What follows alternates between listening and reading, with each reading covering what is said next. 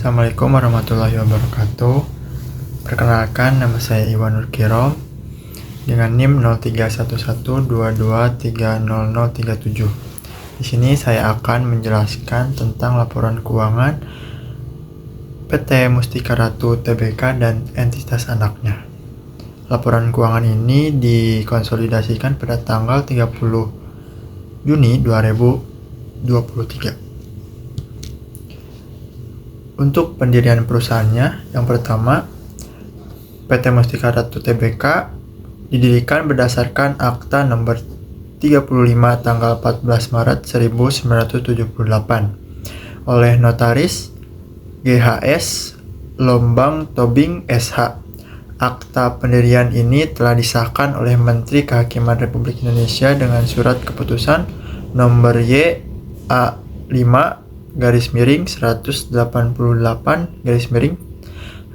tanggal 22 Desember 1978 dan telah diumumkan dalam Berita Negara Republik Indonesia Nomor 8 tanggal 25 Januari 1980 tambahan nomor 45. Nah, di sini ada beberapa entitas anak. Bisa kita lihat di entitas anak yang pertama yaitu PT Mustika Ratu Buana Internasional pada tahun 2023-2022 di Jakarta. Yang kedua ada Mustika Ratu MSDN BHD yang didirikan di Malaysia pada tahun 1993. Nah, yang ketiga ada PT Paras Cantik Kenanga yang didistribusikan di Jakarta pada tahun 2006. Lalu ada PT Mustika International Laboratories di Jakarta juga, didirikan pada tahun 1997. Lalu ada PT Mustika Ratu Entertainment. Nah, dibuat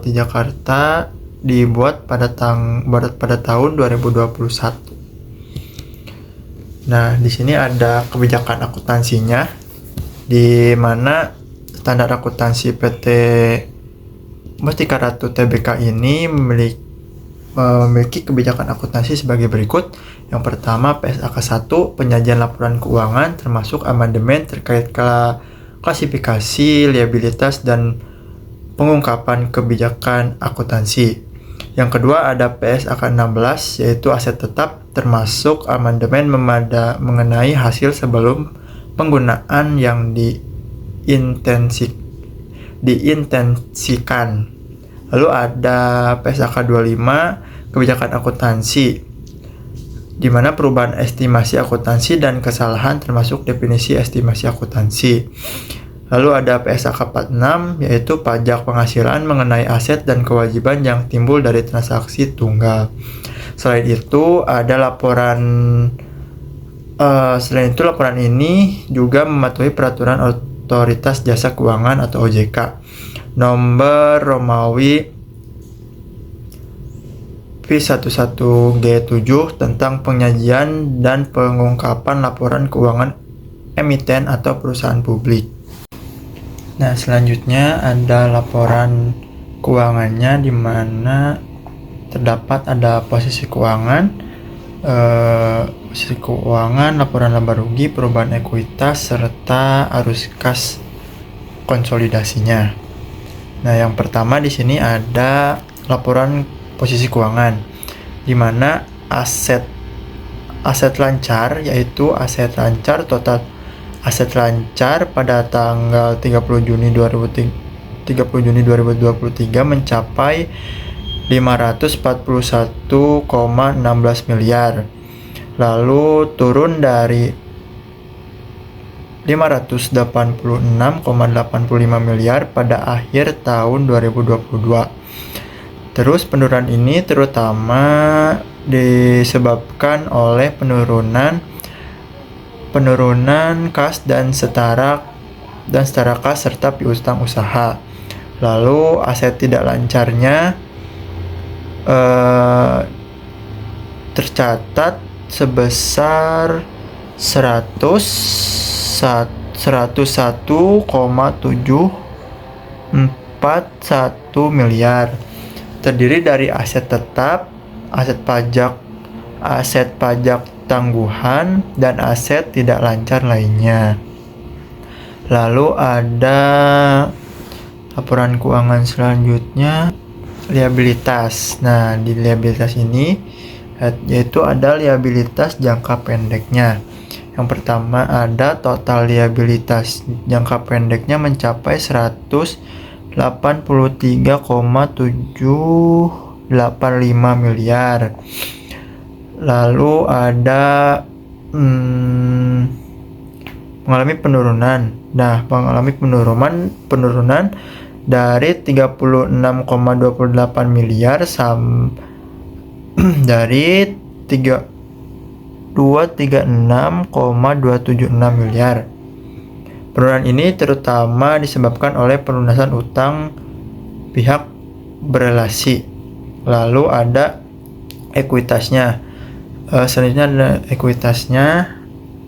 Ekuitasnya meningkatkan menjadi 413,43 miliar dibandingkan 411,39 miliar pada akhir tahun 2022. Karena hal ini dipengaruhi oleh laba bersih tahun berjalan sebesar 68 juta dan penghasilan komprehensif lainnya dari selisih kurs. Lalu kita lanjut ke laporan laba rugi. Nah, di sini ada penjualan bersihnya. Penjualan bersih mencapai 167 juta, 80 miliar. Sedikit meningkat dibandingkan 166,89 miliar pada periode yang sama tahun sebelumnya. Lalu ada beban pokok penjualan. Nah, di mana beban pokok penjualan ini tercatat Rp 80,43 miliar dan menghasilkan laba bruto sebesar 83,37 miliar. Lalu ada laba bersihnya. Laba bersih tahun berjalan sebesar 68 juta yang berbalik dari rugi tahun lalu sebesar 9,91 miliar. Lanjut ke laporan perubahan ekuitasnya. Laporan ekuitas selama periode ini mencerminkan laba bersih dan pengaruh selisih kurs dari penjabaran laporan keuangan entitas anak di luar negeri yang meningkatkan total ekuitas perusahaan. Nah, selanjutnya kita langsung ke arus kas. Nah, arus kas dari operasi terdapat arus kas keluar yaitu sebesar 18,88 miliar akibat pembayaran kepada pemasok dan beban operasional lainnya. Lalu arus kas dari investasi. Aktivitas investasi memberikan arus kas positif. Nah, di mana menghasilkan sebesar 657 juta, terutama dari penjualan aset tetap. Lalu arus kas dari pendanaan. Kas digunakan untuk pendanaan sebesar berapa ini?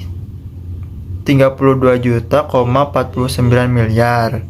Terutama untuk pelunasan pada pinjaman bank dan pihak berelasi.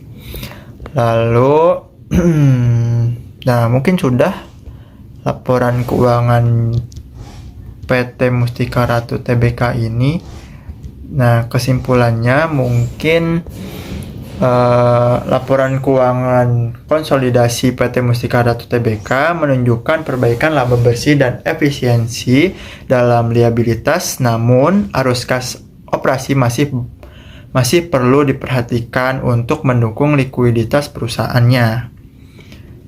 Nah, mungkin cukup sekian dari video penjelasan laporan keuangan PT Mustika Ratu Tbk dan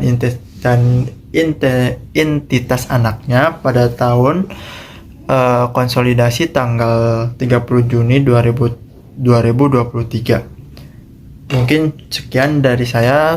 Mohon maaf bila ada kekurangan dan kesalahan. Assalamualaikum warahmatullahi wabarakatuh.